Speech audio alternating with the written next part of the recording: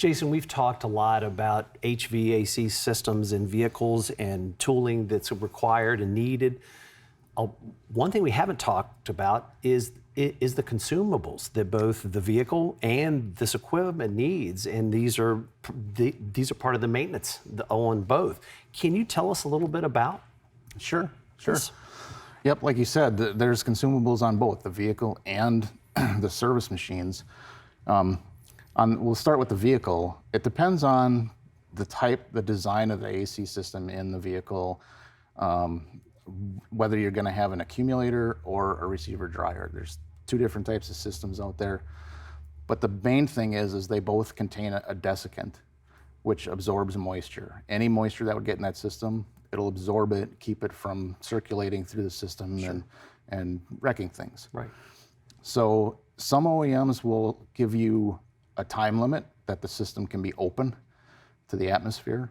And they'll say, after X amount of time, if the system's been open, you need to replace that desiccant. Others aren't specified like that, but as a best practice, right, the desiccant bag or accumulator or receiver dryer should be getting replaced if the system's open. Especially in a collision world where we get cars in, we don't know how long the system's been open. No, we don't. You're right. And then humidity factors and everything else,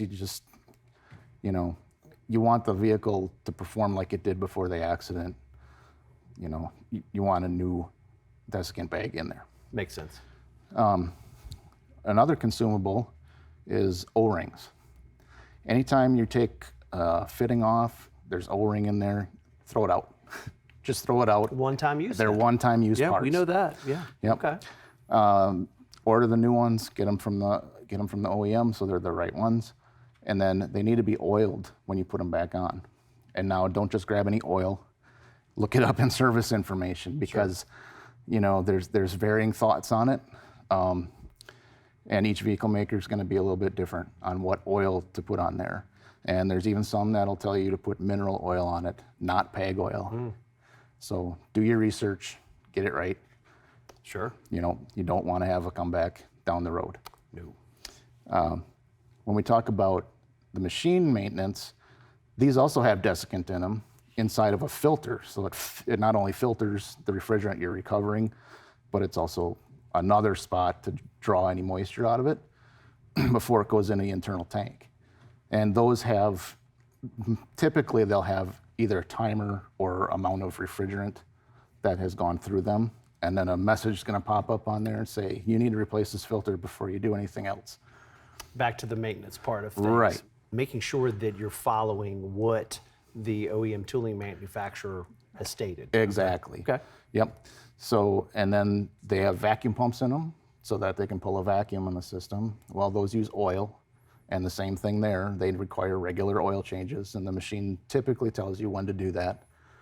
And then on the 1234YF machine with the refrigerant identifier, there's a little filter on the back. This machine, it's on the back, little white filter, and if there's any contamination that you can see on that filter, a little green from dye or anything at all, it needs to be replaced. Jason, it's an incredible amount of information, and something that I believe that repairs are not factoring in is the amount of consumables that we all generate from it. So thank you for that. Yeah, you bet. If you found today's tip helpful, please hit the thumbs up, subscribe to the channel, and share the video. Comment below for any future suggestions.